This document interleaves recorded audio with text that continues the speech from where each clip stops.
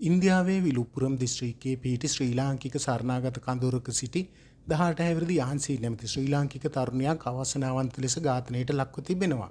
මෙම 18 හැවිරිදි තරුණිය සමාජ මාධ්‍ය ඔස්සේ චෙන්නහි පදිංචි වෙනත් කාන්තාවක සමග මිතුරු වී තිබෙනවා. පසුව ඇය පෞද්ගලිකව මුණ ගැසීම සඳහා යාන්සී චෙන්නහි වෙත ගොස් ඇති අතර එදින රාත්‍රියේ ඔවුන් දෙදෙනා කොයිම්බඩුහි පිහිටි ප්‍රසිද්ධ සමාජ ශාලාවක විනෝද වීම සඳහා ගොස් තිබෙනවා.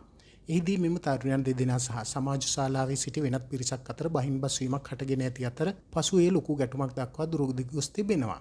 තත්ත්වය පාලනය කිරීමට නොහැකි වූ තැන රාත්‍රී සමාජ ශාලාවේ ආරක්ෂක නිලධාරීන් විසින් දෙපාර්ශ්වයට වහාම ඉන් පිටත යන ලෙස දැනුම් දී සමාජ ශාලාවෙන් එළියට දමා තිබෙනවා. නමුත් තරහ පිරිමසා ගැනීමට මාන බලමින් සිටි අනිත් පාර්ශවය තරුණයන් දෙදෙනා සමාජ ශාලාවෙන් පිට වී යතුරුපැදියකින් ගමන් කරමින් සිටියේදී ඔවුන් පසුපස මෝටර රථයකින් ලුහු බැඳ තිබෙනවා. පසුව ඉතාමත් අමානුෂික අන්දමින් ඔවුන් ගමන් කළ යතුරුපැදියේ මෝටර රථය හිතාමතාම ගැටීමට සලස්වා අනතුරක් සිදු කර පලා ගොස් ඇති බව තමයි වාර්තා වන්නේ. මේ දරුණු ක්‍රියාන්තුරෙන් 18 හැවිරිදි ශ්‍රී ලාංකික තරුණිය ජීවිතක්ෂයට පත්ව ඇති අතර යතුරුපැදියේ ගමන් කළ අනුත් තරුණිය බරපතල තුවාල ලබා මේ වන විට රෝහල්ගතව මරණයත් සමග සටන් කරමින් සිටින බව තමයි විදේශ මාධ්‍ය වාර්තා කර සිටින්නේ.